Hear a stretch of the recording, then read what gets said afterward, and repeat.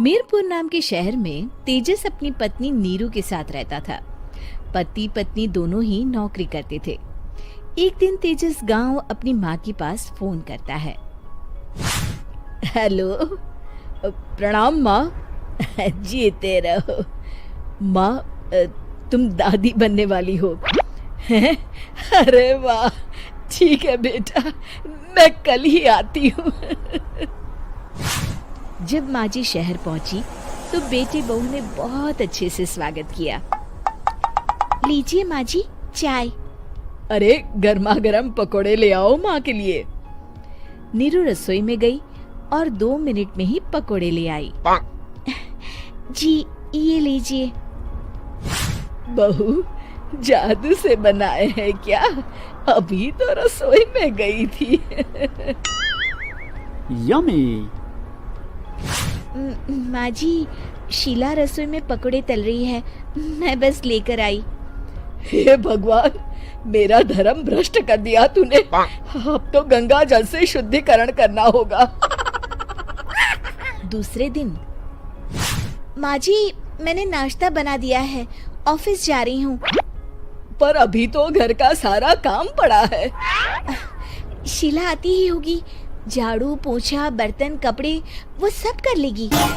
हमारे जमाने में घर का सारा काम हम ही करते थे। जी माँ जी, आप बहुत होशियार हैं, मैं घर ऑफिस दोनों नहीं संभाल पाती। तो जरूरत क्या है घर से बाहर जाकर चाकरी करने की? वैसे भी घर का काम खुद करने से घर में बरकत आती है, समझी? पर माँ जी। पर वर कुछ नहीं, इस महीने की पगार मिले फिर ऑफिस बंद। हाँ। रात को नीरू तेजस से कहती है, सुनिए जी, माँ जी बोल रही थी कि मैं नौकरी छोड़ दूं। वैसे ठीक ही तो है, अभी तुम्हें आराम की जरूरत है।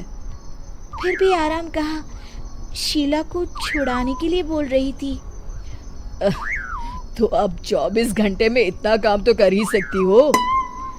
पर जॉब पसंद है मुझे, घर पर मन नहीं लगेगा।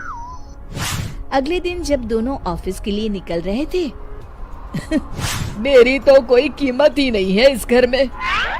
माँ जी, आजकल महंगाई बहुत है, रहन सहन भी बदल गया है, दोनों नौकरी करते हैं तभी ठीक रहता है। अच्छा, तू कहना क्या चाहती है? मेरा बेटा तुझे बिठा के खिला नहीं सकता? तू ही इस घर का खर्च चला रही है, हैं? नहीं माँ जी, मेरा वो मतलब नहीं था। मतलब खूब समझती हूँ, ये बाल धूप में सफेद नहीं किए मैंने। हाँ। अब तो ये रोज का काम हो गया था। तेजस भी रोज की झिकझिक से परेशान हो गया था। एक दिन उसने कहा, नीरू, वैसे भी तुम्हें मैटरनिटी लीव मिलने वाली है, तो अभी से ही छुट्टी ले लो। पर क्या, मेरी सैलरी अच्छी खासी है। आखिर नीरू ने रिजाइन कर दिया। जब बच्चा हुआ तो घर में सब बहुत खुश हुए। कुछ दिनों बाद तेजस फाइल देख रहा था। क्या हुआ तेजस, कुछ परेशान लग रहे हो? हाँ, वो हमारी जितनी सेविंग्स थी वो तो हॉस्पिटल में और छठी के फंक्शन में खत्म हो गई है नीरू। और अभी वैसे मंदी चल रही है तो मैं बोल रही थी कल मुन्ना को हेपेटाइटिस का टीका लगवाना है। नीरू, क्या पोस्टपोन नहीं कर सकते? नहीं जी, बिल्कुल नहीं। अब तेजस को समझ में आ रहा था कि उससे गलती हुई है। पैसों की कमी का असर घर के माहौल पर भी पड़ रहा था।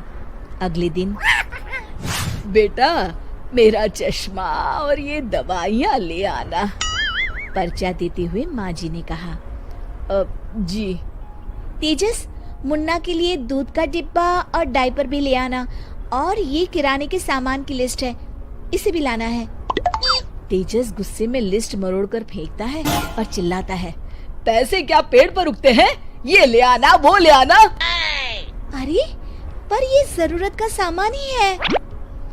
वो गुस्से में बिना कुछ कहे ऑफिस चला गया।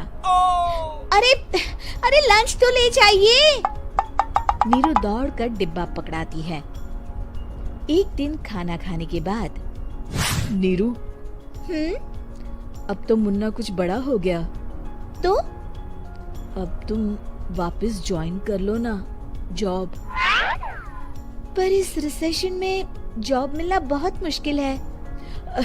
ट्राई तो करो। फिर मुन्ना? माँ जी है ना, और एक फुल टाइम मेड भी लगा लेंगे। पर माँ जी, उन्हें तो पसंद नहीं। तभी माँ जी वहाँ आ जाती है और प्यार से नीरू के सर पर हाथ फेरते हुए बोलती है, अब मेरी समझ में आ गया बहू, पहले के और अब के समय में अंतर है। तुम काम शुरू करो, मुन्ना की जिम्मेदारी मेरी। मेरी प्यारी माँ जी। ये कहकर नीरू उनके गले लग गई। शिक्षा, परिवर्तन संसार का नियम है, हमें भी समय के साथ चलना चाहिए। उम्मीद है कि आपको हमारी ये कहानी पसंद आई होगी। कृपया हमारे चैनल को सब्सक्राइब करें और सभी अपडेट्स के लिए बेल आइकन जरूर क्लिक करें। और हाँ, वीडियो लाइक और शेयर करना मत भूलिएगा। Bye bye.